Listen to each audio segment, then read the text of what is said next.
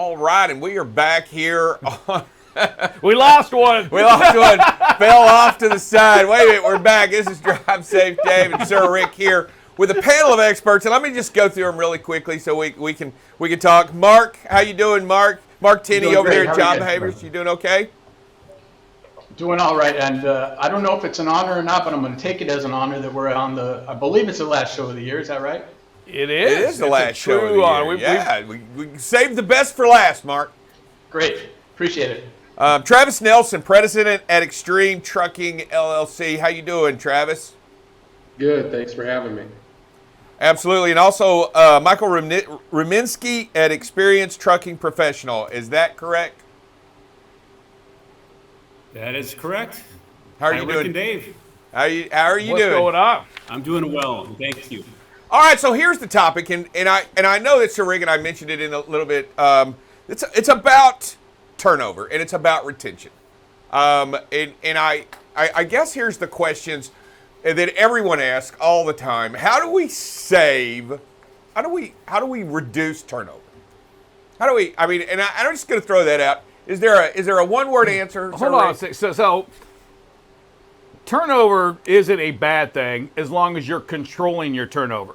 And I think, and I'm going to put that to y'all, is that if you are in control of your turnover, that's not the same thing as just as people coming in and quitting, right? Isn't it your goal ultimately to know that you're going to have 30% turnover and to plan for that turnover? And I'm going to go follow this question up with, isn't this group of drivers that's coming into a crazy market a good time for a trucking company to maybe wash themselves of some sins? Or thoughts on that, guys?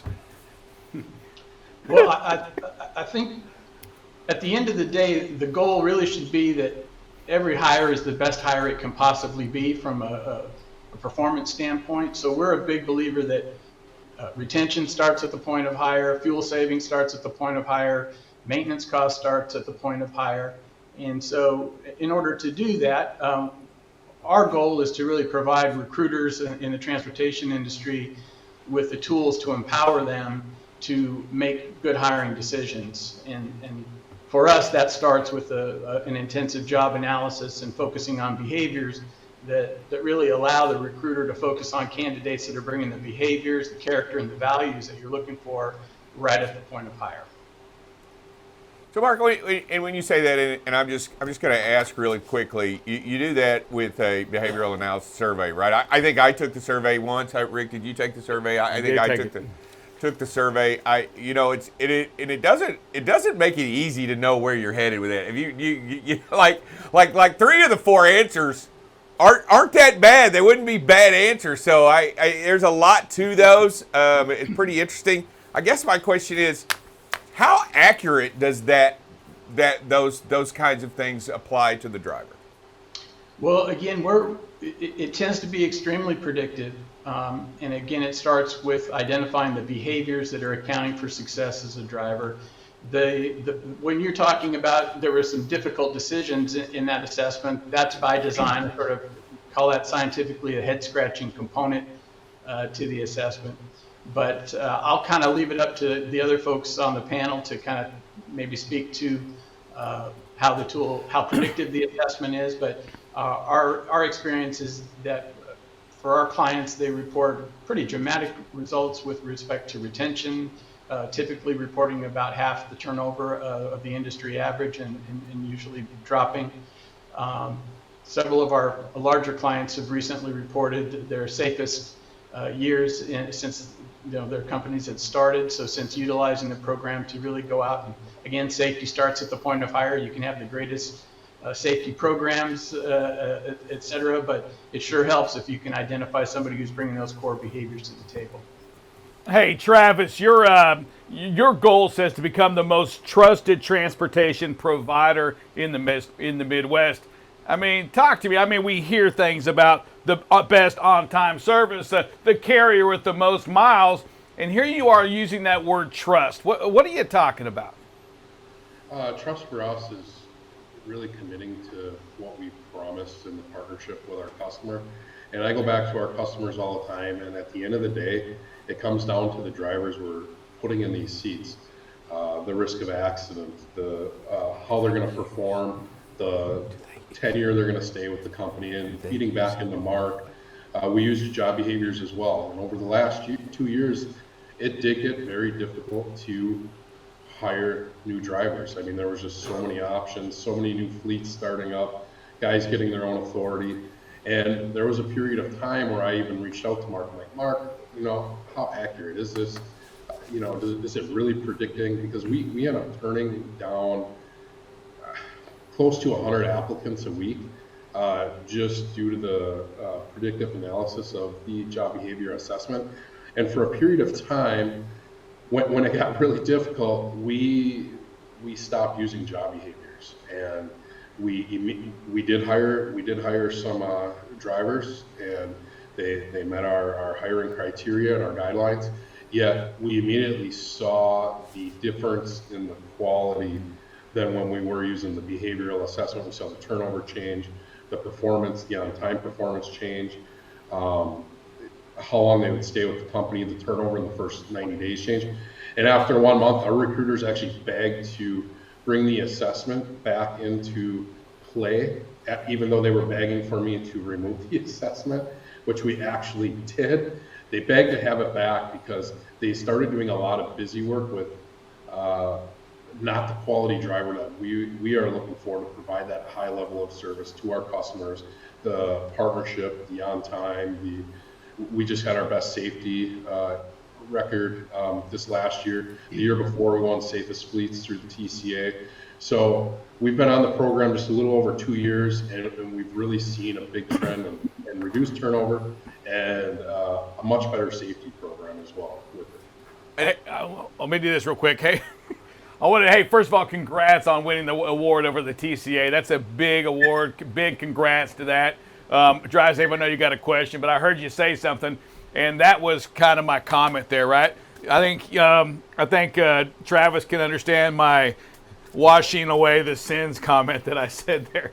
Because we did, and we saw that, and you're not alone. We saw that within, many companies, people hiring people that normally they would, and it does. You brought up a great point, because what we're talking about here with job behaviors is getting rid of that busy work. Yeah, and getting the right hire at the right moment at the right time, because if you can solve so many of the issues in the front end, it pays dividends on the backside, in the back part, each and every time. And I think this is weird, because this doesn't just apply, and I think, Michael, this has to do with you. This doesn't just apply to truck drivers that have been out there 20 years in what you do and bringing other people in. These types of behavioral analysis and these types of tools can be applied to anybody before they even enter into the industry, correct? Absolutely. In fact, all the comments here kind of harken me back to my former driver recruiting experience, and Travis shared something that utilizing the job behavior assessment and identifying candidates on the right end, in terms of all the work that a recruiter does going into it, those that are identified as a good fit through the assessment are just much better applicants, candidates. They're compliant, and so that experience I've had for over a decade. And then my current experience, specific to individuals interested in joining the profession, especially important for them, right? And especially important for motor carriers like Extreme, who they're making that big investment often on the front end. That exceeds $7,500 each. So a lot of individuals are thinking about, hey, I want to get into truck driving, don't realize all the accountabilities and things like that. And often after a carrier has made a huge investment for, that initial finishing skills training. So that's where I am helping individuals right now, utilizing that assessment, making sure that the career fit is a good one, and that they're going to be a quality driver and an employer for the carriers who need that, right? And Mark has shared the results. Travis has shared the same thing in terms of all the key metrics. My past experience as an operations manager, as a recruiting leader, and now helping people get into the industry, helping them pick and fit is the best thing to do on the front end. And the job behaviors assessment is key to that. Hey, Mark, going back to you real quick. So we give this driver assessment to the drivers, and we want to make sure we bring the right drivers in. But don't we also need to make sure that we have that right CSR, that right dispatcher, the right safety person? I mean, are we also, or is there a test, or is this same thing able to be given to a dispatcher to make sure that they are also like-minded? Well, we do have a number of assessments in transportation. So as I mentioned before, all of our tools are based on the job analysis. So they're very laser focused. And in transportation, we have tools for the over-the-road Class A CDL driver. We have a separate assessment for delivery driver. We have an assessment for diesel technician, for freight handler, operations manager, CSR, customer service rep. So it's not just a one, we don't just look at the most populous position, obviously, which would be the driver, but we do have a number of other assessments that are unique to that position. So the short answer is yes. And kind of getting back to the experience levels, obviously, if you're hiring experienced drivers, we're trying to help recruiters move beyond just minimum qualifications. If you talk to every carrier I've ever spoken with, and I'm sure you've experienced this, is they will tell you they're the most selective, or they have the highest standards, or they have the toughest minimum qualifications, et cetera. And we support that. But if that were the answer, we probably wouldn't see some of the issues that we see. Obviously, about 20% of the lower end drivers are accounting for the vast majority of safety issues and performance issues, et cetera. So again, assessing up front, looking at, I guess it's an old analogy, but the 80% of the iceberg that is underwater that we typically don't address in the typical onboarding process, we can address that up front. And it's almost as if a candidate has to get through a panel of the best drivers in the industry. And by the way, I know you both had taken the assessment, and without sharing your score publicly, I will say you both would have been top candidates. So let's want to make that clear. Is that for co-host, or is that for truck driving? Because I want to make sure that Hey, Travis, I got a question. So do you also hire independent contractors, or are you only company trucks, or what's your split there? We're about 90% company trucks. We do have some independent contractors and a handful of lease purchase that we offer as well. Offer the lease purchase just because that's how I started in the business. Started with a lease purchase from a small carrier in the area, and I always believe it's the American trucker dream. So it was something I've always personally wanted to continue to offer. We just had one pay off our lease the other day. That's awesome. But giving them the ability to actually own the truck. It's not your typical lease where we're just trying to turn it over and keep a lease payment on that thing to get twice what it's worth. We set it up where the drivers actually pay them off, and most of them stay on here. Some go get their own authority, but so we're primarily, I'd say 80% company, 10% lease, 10% contractor. Gotcha. Have you seen on the job behaviors? Have you seen from your side a difference in the independent contractors or lease purchase people that take that versus the company, or is it kind of the same? It's kind of the same. You really see, like I've taken the assessment myself too, and I've gone back to Mark several times trying to figure out how it works, because it looks like there's a lot of right answers, but at the end of the day, your rating, the 5 stars that it uses, really seems to work. I would say, yes, we do get a better contractor through the assessment. They just seem more business focused. They understand what their cost per mile is, what they need to make, how they need to run. They do better on their maintenance, their reporting. So I would say, yeah, it does. We haven't, I guess, specifically measured it, but just asking that question and looking back and just thinking of the group we have here, I would say Yeah, it does actually affect that without specifically monitoring in the past, but that is something I'm going to dive into now that you asked. Yeah, because they are two different segments of people. And I was curious, Mark, you have any insight on that, on the independent contractor versus company driver, filling these out? I think we lost Mark. I think Mark's froze. Mark is frozen. Hey, but I was going to ask Michael. So I got a quick question for you, and I was kind of reading your byline here, and it's kind of interesting. Do you see any correlation right here? Because as population, as baby boomers go out of business, I mean, as they leave the industry in record numbers, and to fill that gap, it's probably not going to be the young people that do it. It's probably going to be that 25, 35, 45 of these immigrants and people that come into the population that soak up a lot of this much needed information. Do you provide these assessments to these people to try to guide them in the right direction? Is that what you're doing? Exactly. Using that assessment, there's a lot of interest in or from the immigrant and refugee populations here. And, they, like other individuals, often have funding opportunities available to them. And by helping them identify with a job fit, a job match, and regardless of their English language efficiency, the job behaviors assessment has shown a very high correlation to success through the whole onboarding process, the qualifying process, the training experience, and then in the early stages when they go to a carrier going through their finishing programs.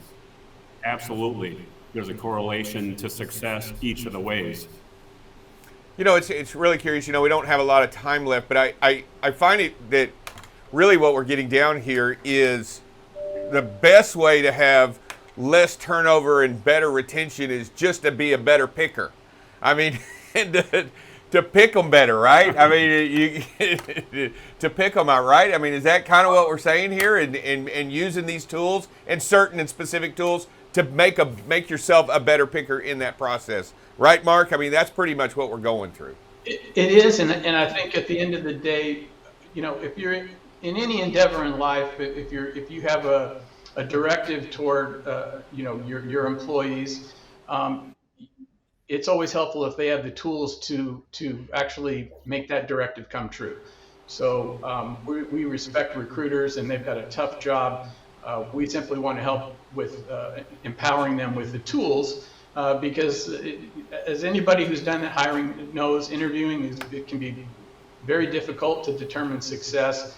Someone can look good on paper, someone can talk a good line in interviews, but without an objective, very job-specific tool, it's difficult to make that hiring choice.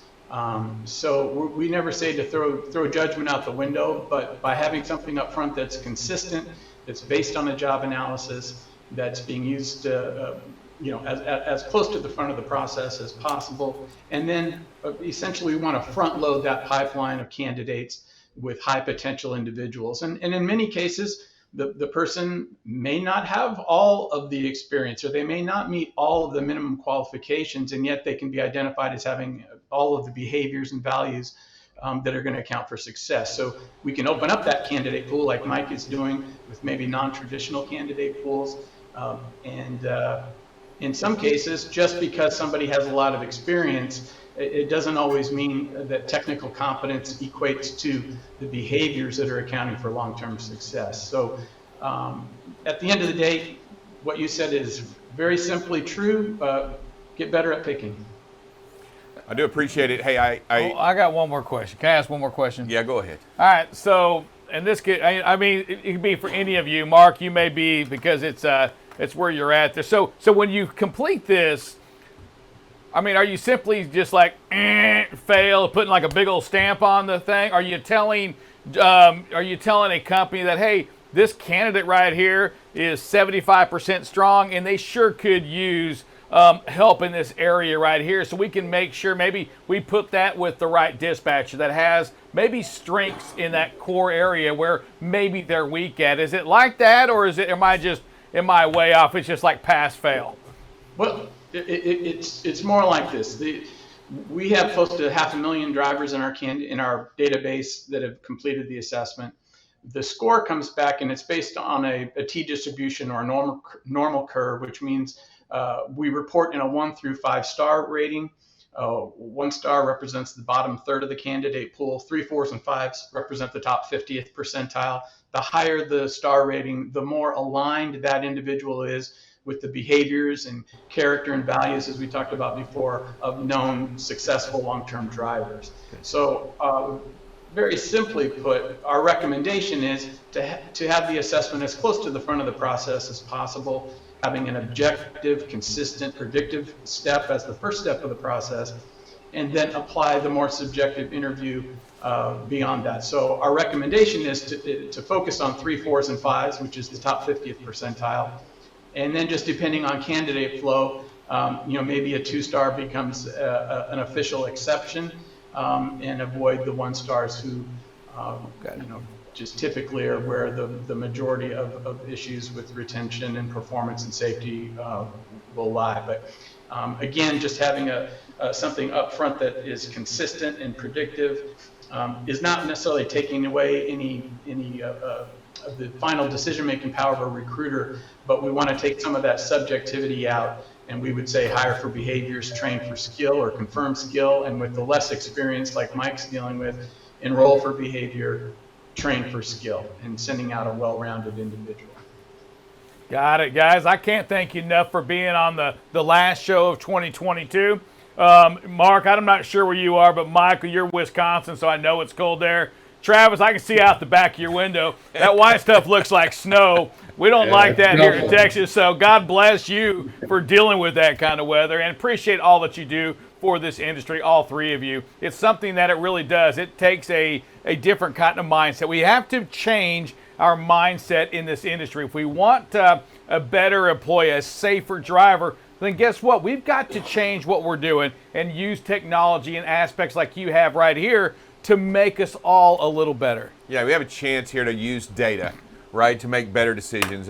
And as more and more this has become more of a data industry, and here's another opportunity to just grab it data right before the driver even gets here. I mean, it makes this all fantastic. Hey, I want to thank every one of you for coming in. I want each of you to do us a favor. I want you all to have a very, very happy New Year, right? They've got to have a happy New Year.